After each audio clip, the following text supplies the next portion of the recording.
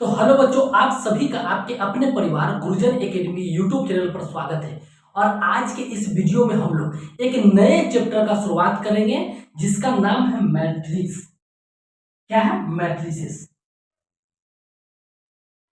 Matrices, और इसको हम लोग मैट्रिक्स भी बोलते हैं, और इसको हम लोग क्या बोलते हैं? मैट्रिक्स भी बोलते हैं। क्या बोलते हैं? मैट्रिक्स।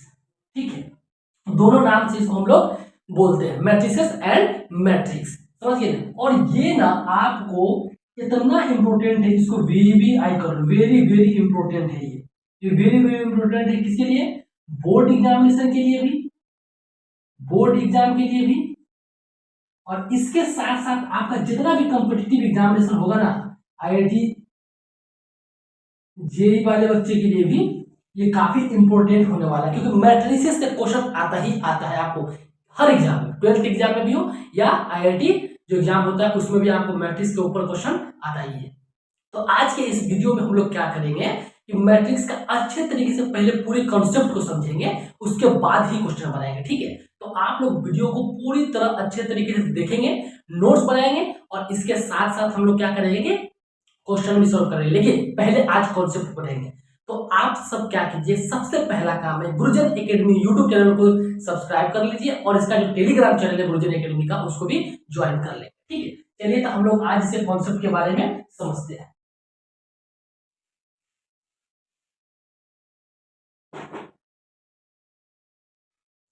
सबसे पहले मैट्रिसेस या मैट्रिक्स, इसका डिफिनेशन के ऊपर हम लोग बात करते हैं कि मैट्रिक्स आपका होता क्या है।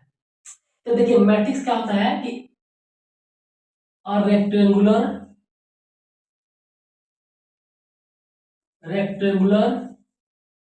Arrangement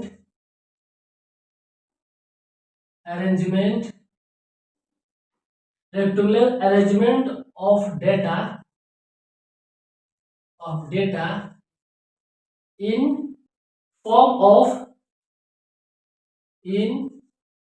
form of rows and column। ठीक है, तो रो और कॉलम के बारे में हम लोग समझाएंगे। तो पहले इस डिफिनेशन को देखिए कि arrangement of data in form of rose and column.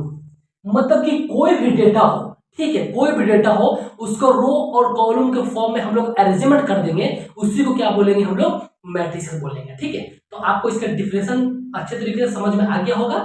ठीक है, रो और कॉलम को क्या करेंगे कि हम लोग अरेंजमेंट करना है इन फॉर्म ऑफ रेक्टेंगुलर। ठीक है, तो इसमें हम लोग क्या करेंगे? अरेंजमेंट करेंगे, तो क्या कहलाएगा? मैट्रिसेस कहलाएगा। ठीक है, अब इसमें क्या होता है कि सबसे पहले रो और कॉलम के बारे में समझते हैं हम लोग। रोज के बारे में समझते हैं। ठीक है, रो होता क्या है? अब देखिए, हर एक पॉइंट आप लोग के लिए इंपोर्टेंट है, तो हर एक पॉइंट को अच्छे तरीके से समझेंगे ताकि क्वेश्चन बन। देखिए, कॉन्सेप्ट किसी भी चैप्टर स्टार्ट करने से पहले, उस एक्सरसाइज का क्वेश्चन लगाने से पहले उसके कॉन्सेप्ट के ऊपर इसलिए बात किया जाता है ना बेटा, कि ताकि आपका क्वेश्चन बनाने में कोई भी परेशानी का सामना ना करना पड़े। तो कॉन्सेप्ट को समझेंगे तो ही जाके क्वेश्चन बना पाएंगे। ठीक है, तो सबसे पहले रो। तो रो क्या होता है ना, जैसे अगर इस तरीके से दिया हुआ है एलिमेंट, ठीक है, इस सभी को हम लोग क्या बोलेंगे? रोज बोलेंगे। तो इसको क्या होगा? रो 1 होगा, ये रो 2 होगा, सेकेंड रो, ये रो 3 होगा, सेकेंड 3। ठीक है, देखिए आप लोग यहाँ पर क्या करें, अगर मान लीजिए जिसको समझ में नहीं भी आ रहा है ना, वो सिर्फ और सिर्फ पढ़ते चले, एक टाइम आएगा ना कि आपको हर एक पॉइंट अपने आप समझ में आ जाएगा। ठीक है, कॉलम होगा तो कॉलम का रेखा ऊपर की तरफ होगा। ठीक है, एरो ऊपर की तरफ होगा, एरो ऊपर की तरफ होगा। ठीक है, ये कॉलम होगा, जैसे ये C1 होगा, ये C2 दूसरा कॉलम, ये तीसरा कॉलम। ठीक है, ये होता है कॉलम। ठीक है, आप इसको अपने तरीके से भी याद रख सकते हैं।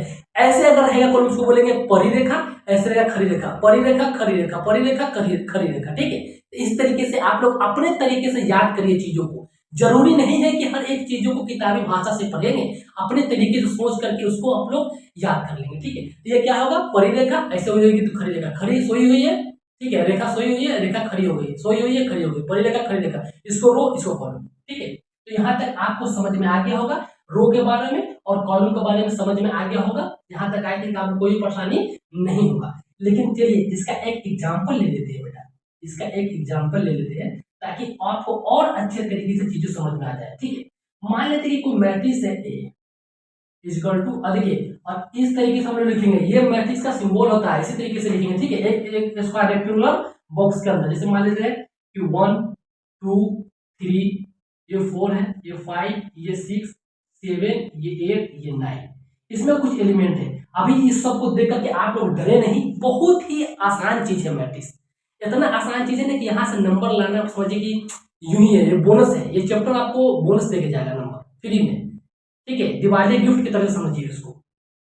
अब देख लीजिए इसमें रो, देखिए ये सब रो होता है, ये सब रो में लिखा हुआ है, ये सब भी रो में लिखा हुआ है, ये सब रो में लिखा हुआ था। आपके अंदर कितना रो हो गया, ये पहला रो, उसको हम रो 1 लिखेंगे, ये सेकेंड रो, ये रो 2 लिखेंगे, ये थर्ड है तो इसको रो 3 लिखेंगे। ठीक है, तो बेटा अगर मान लीजिए कि मैट्रिसेस है तो मैट्रिक्स में रो होगा तो उसके साथ साथ में कॉलम भी होगा, बिल्कुल होगा। जैसे अगर मान लीजिए कि ये पहला कॉलम है, ठीक है, इसके बाद ये सेकेंड कॉलम है, ये थर्ड कॉलम है। ठीक है, इसको हम लोग बोलेंगे C1 से, ये C2 से और ये बोलेंगे C3 से। ठीक है, तो इसमें 3 रो आ गया, 3 कॉलम आ गया, यहां तक आपको समझ में आ गया होगा। ठीक है, और जितना भी इसके अंदर नंबर दिया हुआ है इस सभी को हम लोग क्या बोलते हैं, number of elements, number of elements, number of elements. देखिए हर एक पॉइंट को अच्छे तरीके से आप लोगों को समझा दे रहे हैं, आप लोग का जिम्मेदारी बनता है कि उसको समझिए और क्वेश्चन जिस दिन बनाए लगाएंगे उस सब आपको हर एक क्लास में प्रेजेंट रहना है, समझ गए ना। तो आप लोग क्या करेंगे ना कि वीडियो को स्किप करके और फास्ट करके नहीं देखेंगे, आराम आराम से चीजों को, हर एक चीज को अच्छे तरीके से देखेंगे। आपको मैं गारंटी दे रहा हूं कि 3 मंथ आपको क्लास करने की जरूरत है, उसके बाद मैथ को तो पानी की तरफ रौंद दोगे आप लोग, समझ गए ना। तो समझ में आ गया होगा कि रो और कॉलम के बारे में अच्छे तरीके से, इसके अंदर जितना भी नंबर प्रेजेंट रहेगा उसको क्या बोलेंगे हम लोग, नंबर ऑफ एलिमेंट्स। ठीक है, यही थी आपकी मैट्रिक्स की कहानी। अब इसके बाद थोड़ा और पॉइंट चलते हैं। ठीक है, नेक्स्ट पॉइंट। ठीक है, नेक्स्ट पॉइंट पे क्या होगा कि इसको अगर हम लिखना चाहें कि अब, ठीक है, नेक्स्ट पॉइंट क्या होगा, अब order of matrix, order of matrices या मैट्रिक्स, जो भी लिखना चाहे आपके इच्छा अनुसार लिख सकते हैं, लेकिन मैट्रिसेस और मैट्रिक्स अगर दिया हो तो उसमें कंफ्यूज आप लोग नहीं होंगे, दोनों एक ही चीज होता है। ठीक है, तो इसको क्या लिखेंगे, पहले इसका डिफरेंस समझ लीजिए कि इफ ऑर्डर ऑफ मैट्रिक्स का डिफरेंस समझिए, इफ मैट्रिक्स या matrix, if matrix having m number of, having m number of row and n number of column। ठीक है, m number of rows and n number of column, उसको हम लोग क्या बोलेंगे कि, ठीक है, ऑर्डर ऑफ मैट्रिक्स। अब इसको लिखेंगे किस तरीके से, तो ये दोनों का अगर मान लीजिए ऑर्डर ऑफ मैट्रिक्स निकालना होगा ना, तो ऑर्डर ऑफ मैट्रिक्स निकालना होगा OM, तो सिंपल क्या करिए, रो और कॉलम से मल्टीप्लाई कीजिए तो m इंटू n हो जाएगा। ठीक है, m इंटू n। जैसे एक एग्जाम्पल आप लोग समझिए, उसमें और अच्छे तरीके से चीज क्लियर हो जाएगा। जैसे एग्जाम्पल अगर मान लेते हैं कि कोई मैट्रिक्स है A 1 2 3 4, ठीक है, बहुत लोग क्या करते हैं ना कि इसके अंदर कॉमा लगा देते हैं, कॉमा नहीं लगाना होता है बेटा, मैट्रिक्स के अंदर जितना भी प्रेजेंट एलिमेंट होता है उसमें कॉमा लगाना नहीं होता है। ठीक है, अगर किसी में ऑर्डर पूछे तो ऑर्डर के लिए सबसे पहले हमको रो पता होना चाहिए। देखिए ये रो 1 है, ये रो 2 है, इसको हम रो 1 बोलते हैं, इसको रो 2 बोलते हैं, ये हमारा कॉलम हो जाएगा तो कॉलम C1 हो जाएगा, ये कॉलम 2 हो जाएगा तो C2 हो जाएगा।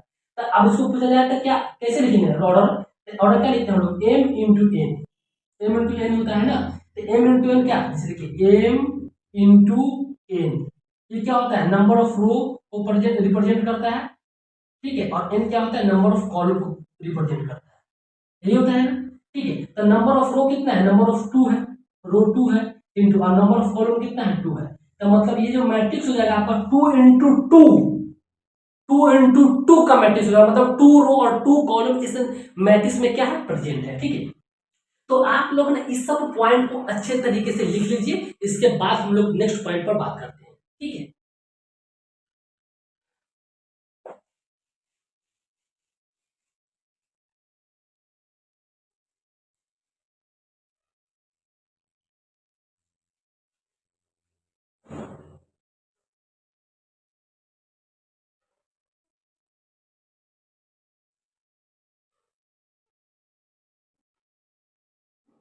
अब नेक्स्ट पॉइंट है number of element. Number of element पूछता है, ये सब आप पूछेगा 2 मार्क्स में कि number of element in matrix कितना होगा। ठीक है, नंबर ऑफ एलिमेंट इस मैट्रिक्स, तो इसका डिफिनेशन सीधा याद रखिए आप लोग कि रो इनटू कॉलम।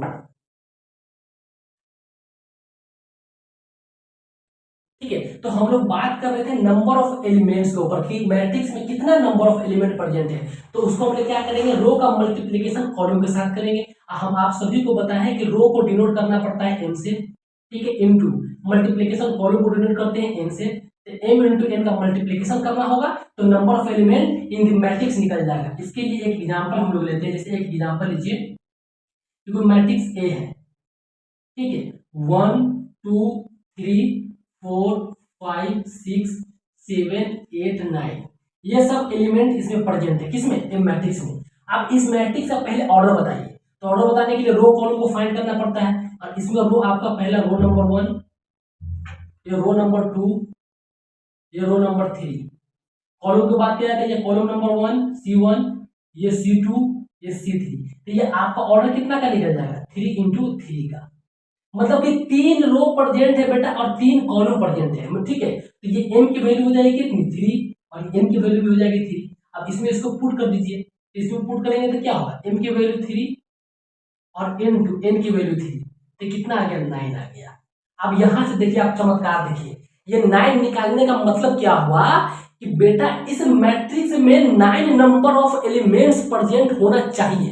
अब इसको काउंट कीजिए, कितना हो गया, ये 1 2 3 4 5 6 7 8 9, कितना 9 नंबर ऑफ एलिमेंट प्रेजेंट है। इसका ऑर्डर कितना निकला है, 9 का निकला है। ठीक है, नंबर ऑफ एलिमेंट कितना निकला है, 9 का। इसमें रो कितना है, 3 है। कॉलम कितना है, 3 है। समझ में आ गया आपको, तो number of element in the matrix is 9। यहां तक आपको समझ में आ गया कि नंबर ऑफ रो और नंबर ऑफ कॉलम कैसे निकलता है। ठीक है, नंबर ऑफ एलिमेंट्स निकालना हम लोग सीख गए। अब देखिए, मैट्रिक्स कुछ भी हो सकता है, 2 रो 2 कॉलम का हो सकता है, या 2 रो 3 कॉलम का हो सकता है, या 4 रो 3 कॉलम का, कुछ भी हो सकता है।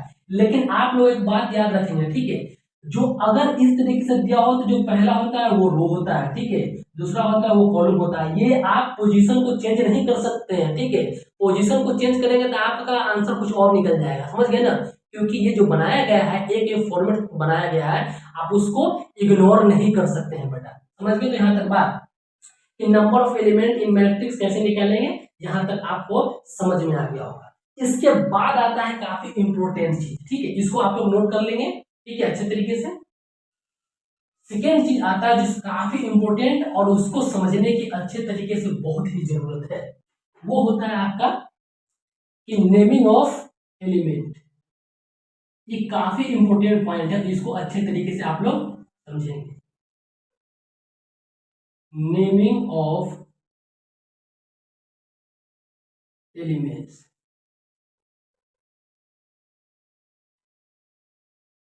मतलब हर एक एलिमेंट का हम लोग क्या करेंगे, नेमिंग करेंगे। ठीक है, और नेमिंग करने के लिए आप एक बात याद समझ लीजिए कि इसको डिनोट करते जैसे ए आई जे से। ठीक है, ए आई जे।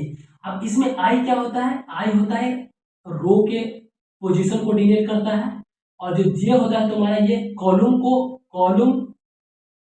के पोजीशन को डिनोट करता है, कॉलम के पोजीशन को डिनोट करता है। ठीक है, यहां तक समझ में आया होगा आपको। चलिए आपको और अच्छे तरीके से एग्जांपल लेके बताते हैं, जैसे कि a इज इक्वल टू 1 2 5 6 3 2 1 9 7 8। जैसे आपका ये एक मैट्रिक्स दिया हुआ है। ठीक है, इसमें आपको अगर ऑर्डर पूछे कि कितना है m इंटू एन की वैल्यू, m इंटू एन की वैल्यू कितना हो जाएगा बेटा। देखिए, ये रो 1, ये रो 2, ये रो 3, मतलब 3 रो इंटू कॉलम पूछे तो 1 कॉलम 2 कॉलम 3 कॉलम, 3 इंटू 3 का मैट्रिक्स है। यहाँ तक आपको समझ में आ गया होगा, कोई दिक्कत नहीं है। नंबर ऑफ एलिमेंट पूछे तो रो का मल्टीप्लिकेशन कॉलम के साथ करेंगे तो number of element in the matrix निकल जाएगा। तो 3 का मल्टीप्लाई 3 से करेंगे तो 9 नंबर ऑफ एलिमेंट यहाँ प्रेजेंट है, यहाँ पर कोई दिक्कत नहीं होगा। अब आता है पोजीशन के ऊपर, समझ गए ना।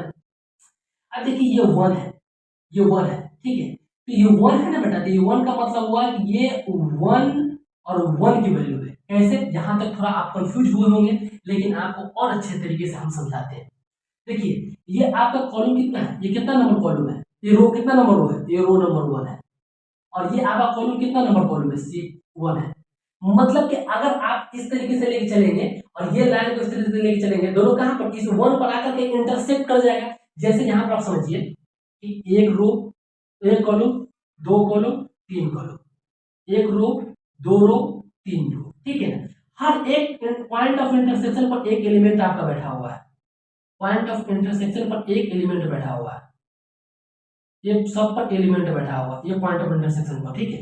ये R1 है, ये R2 है, ये R3 है, ये C1 है, ये C2 है, ये C3 है। तो अगर आपको पूछे बेटा कि यहाँ पर जो एलिमेंट बैठा हुआ है उसका पोजीशन क्या है, तो यहाँ से 1 जाएगा, 1 यहाँ पर आ गया, इधर से भी 1 आ गया, तो 1 आ गया। तो इसी को हम लोग डिनोट करते हैं A11 से, A11 से। और ये जो 1 होगा ये आपको रो के पोजीशन को डिनोट करता है, ये भी 1, ये आपको कॉलम की पोजीशन को डिनोट करता है, इसीलिए हम इसको लिखेंगे A11 से। बात आपको समझ में आ गया होगा। इतना अच्छा एग्जाम्पल लेकर के आपको बेटा कोई नहीं समझाने वाला है, ठीक है।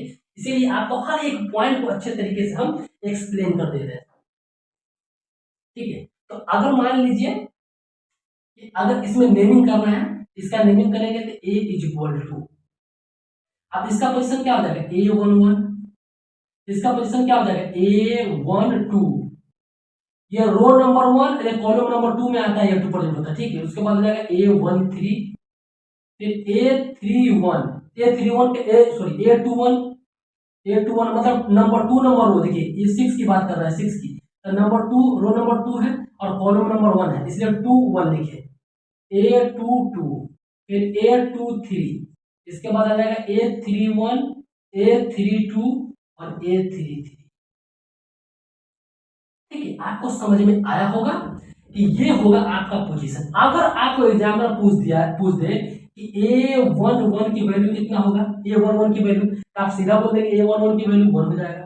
अगर A12 पूछे तो A12 अगर बोल पाएंगे, बिल्कुल बोल पाएंगे, 2 होगा। A13 पूछेगा, A13 पूछेगा तो 5। इसके बाद अगर मान लीजिए कि A21, A22, A33, A23, उसके बाद आप आ जाइए A31, A32 और A33 पर, ठीक है। इस सब का वैल्यू आपको बताना है, ये सब का वैल्यू आपको बताना है, लेकिन ये वैल्यू आपको बताना है कमेंट करके कि A21 का वैल्यू कितना होगा, A22 का वैल्यू क्या होगा, A23 का वैल्यू, और ये सब का वैल्यू आपको बताना है, लेकिन इस मैट्रिक्स से, समझ गए ना। तो ये सब मिल के आपका एक मैट्रिक्स बनता है। ये सब क्या है, ये सब पोजीशन है, उस पोजीशन को दर्शा रहा है, ठीक है। ये सब पोजीशन है, ये पोजीशन है, ये सब पोजीशन को दर्शा रहा है, समझ गए ना। तो आप लोग क्या करेंगे, इसको कमेंट करेंगे। ये था आपका नेमिंग ऑफ एलिमेंट। हर एक एलिमेंट का हम लोग ने नेमिंग कर लिया और नेमिंग जान लिया कि नेमिंग क्या क्या होता है। इसके बाद हम लोग आप चलेंगे मेन पॉइंट पर, in types of matrices.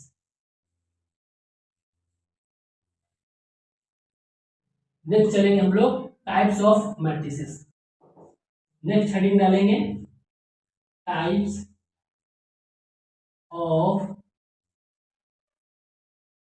Matrix. Very very important है बेटा, ये काफी इंपॉर्टेंट है, समझ गए ना। ये सब टाइप्स को पढ़ना है क्योंकि हर एक टाइप का आपका यूज एक क्वेश्चन बनाने में होगा, ठीक है। तो type number 1, type number 1 column, column matrix, matrix.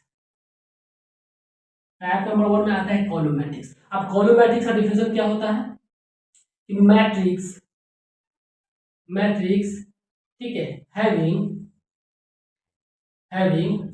Matrix having only one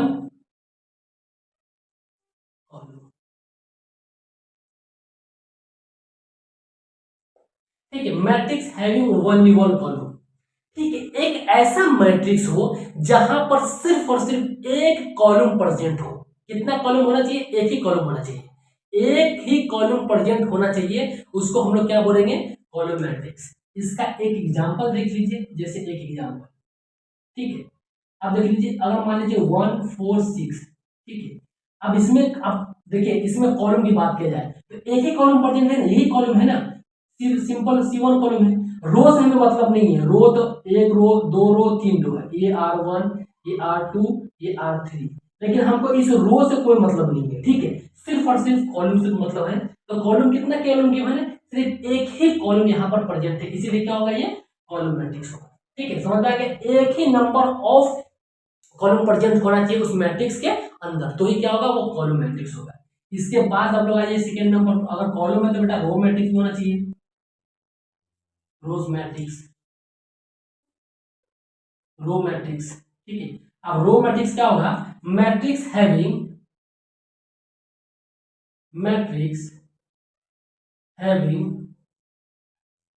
only one row present, ठीक है, ठीक है। जैसे अगर मान लीजिए कॉलम मैट्रिक्स में सिर्फ एक ही कॉलम प्रेजेंट था, तो हम लोग रो मैट्रिक्स में क्या समझेंगे? सिर्फ एक ही रो प्रेजेंट होगा। अब इसका एग्जांपल ले लीजिए, एग्जांपल, क्योंकि मैट्रिक्स ए है, उसका एलिमेंट 2 है, 4 है, 6 है, ठीक है। अब इसमें कॉलम पूछे तो कॉलम तो एक ही है, एक ही कॉलम में गिवन है ना, एक ही कॉलम तो R1 ही होगा, लेकिन कॉलम सॉरी रो एक ही होगा।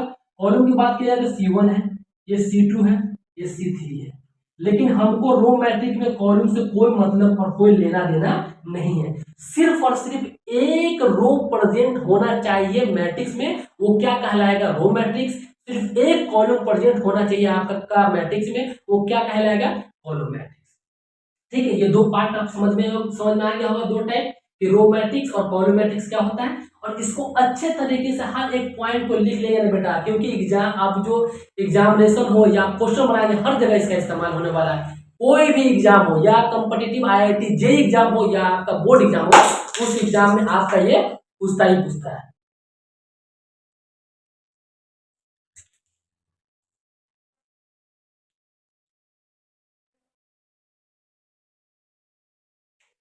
ठीक है, किसी भी एग्जाम हो, ठीक है, तो कोई भी एग्जाम में ये आपका पूछेगा ही पूछेगा, तो इसको आप लोग नोट कर लेंगे। इसके बाद हम लोग आते हैं अगले टाइप के ऊपर। अगला टाइप क्या है? अगला टाइप तो इससे भी ज्यादा इंपोर्टेंट है बेटा, थर्ड टाइप में आता है। थर्ड टाइप में स्क्वायर मैट्रिक्स, स्क्वायर मैट्रिक्स।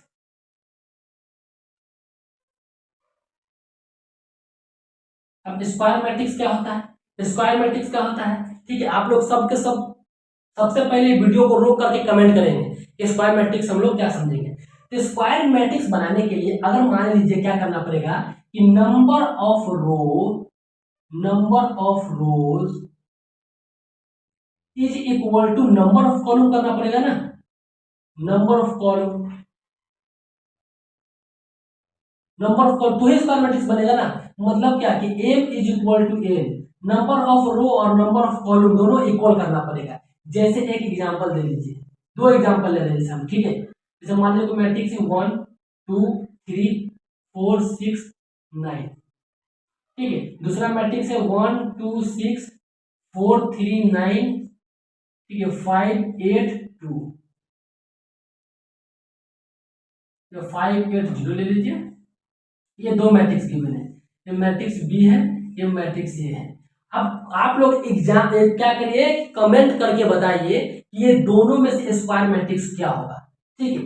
और स्क्वायर मैट्रिक्स के लिए क्या होना चाहिए बेटा? m is equal to n होना चाहिए। अब यहां पर देखिए कि R1, ये R2, मतलब दो कॉलम, दो रो, कॉलम की बात करें तो C1, ये C2, ये C3। तो आपका अगर ऑर्डर पूछे तो ऑर्डर कितना होगा? 2 into 3 का, 2 into 3 का। यहाँ पर से n की वैल्यू कितनी हो गई? 2, और यहाँ पर n की वैल्यू कितनी होगी? 3। तो क्या 2 इक्वल है 3 के? बिल्कुल नहीं होगा, तो m not equal to n। इसका मतलब है कि ये आपका स्क्वायर मैट्रिक्स नहीं होगा, ये आपका स्क्वायर मैट्रिक्स नहीं होगा। स्क्वायर मैट्रिक्स में number of row is equal to number of column होना चाहिए, ठीक है। अब यहां पर देख लीजिए, यहां पर R1, ये रो 2, ये रो 3, यहां पर ये कॉलम C1, ये C2, ये C3, ठीक है। तो कितना हो जाएगा, 3 रो तो 3 कॉलम, मतलब 3 रो इंटू 3, ये क्या हो जाएगा m, ये क्या है n, मतलब क्या हो गया m is equal to n होना पड़ेगा। m की value 3 is equal to n की वैल्यू 3, मतलब ये आपका स्क्वायर मैट्रिक्स, ये स्क्वायर मैट्रिक्स होगा। इसीलिए दो एग्जांपल लिए हैं कि सबसे ज्यादा कंफ्यूजन कहाँ होता है ना बेटा, कि रो और कॉलम में। तो रो और कॉलम को अच्छे तरीके से दिमाग में लेके चलेंगे। ऐसे है परिरेखा, ये रो, खड़ी रेखा कॉलम, परिरेखा रो, खड़ी रेखा कॉलम, ठीक है, समझ गया होगा आप लोग इतना तक। ये आपका क्या था, ये टाइप नंबर 3 था, स्क्वायर मैट्रिक्स, ठीक है। अब टाइप नंबर 4 की बात करेंगे हम लोग। टाइप नंबर 4, टाइप नंबर 4 जो है ना, यो आपका क्या होता है कि ऑब्जेक्टिव क्वेश्चन में डायरेक्ट पूछता है, ठीक है। टाइप नंबर 4, जिसको हम लोग बोलते हैं डायगोनल एलिमेंट, डायगोनल एलिमेंट, ठीक है। अब डायगोनल एलिमेंट क्या होगा कि non diagonal element will be 0, मतलब कि डायगोनल को छोड़ करके जितना भी एलिमेंट होगा सबका सब 0 होगा। जैसे एक एग्जांपल लीजिए, हर एक चीज को एग्जांपल से समझना चाहिए ताकि और आसान हो जाता है चीज। जैसे डायगोनल एलिमेंट 1, ठीक है, ये 0, ये 0, ये मान लीजिए आपका 0, ये 2, फिर ये 0, ये 0, ये 0, 3। अब डायगोनल होता है ना बेटा, यही डायगोनल होता है, ये ठीक, इसको हम लोग बोलते हैं डायगोनल, ठीक है, डायगोनल है, ठीक है। और डायगोनल के बाद जितना भी रेस्ट एलिमेंट होगा ना, ये रेस्ट एलिमेंट, ये सब का सब रेस्ट एलिमेंट 0 होना चाहिए। क्या होना चाहिए, 0 होना चाहिए। तो ही आपका क्या होगा, ये डायगोनल एलिमेंट होगा। मतलब डायगोनल एलिमेंट को छोड़ करके जितना भी एलिमेंट होगा पूरे मैट्रिक्स में 0 होना चाहिए। यहां तक आपको समझ में आ गया होगा। ये टाइप नंबर 4 था। इसके बाद अभी और बेहतरीन बेहतरीन टाइप्स आने वाला है, जो आपका एग्जामिनेशन में डायरेक्ट टाइप ही पूछ देता है। क्वेश्चन तो दूर की बात, डायरेक्ट टाइप ही पूछ देता है। तो आई होप आप लोगों को अच्छे तरीके से हर एक पॉइंट समझ में आया होगा। भाई अगर समझ में आया है ना, तो चैनल को सब्सक्राइब कर ही लीजिए, समझ गए ना। और इसके साथ साथ गुरुजन एकेडमी टेलीग्राम चैनल को भी ज्वाइन कर लेंगे, ठीक है। तो आप लोगों को अच्छे तरीके से हर एक पॉइंट समझ में आया होगा, ठीक है। इसी तरीके से मेहनत करते रहिए और अपने गाँव समाज का नाम पूरी तरह से रोशन करिए, कुछ कामयाब बनिए, ठीक है। और अपने माँ बाप का भी नाम रोशन कीजिए।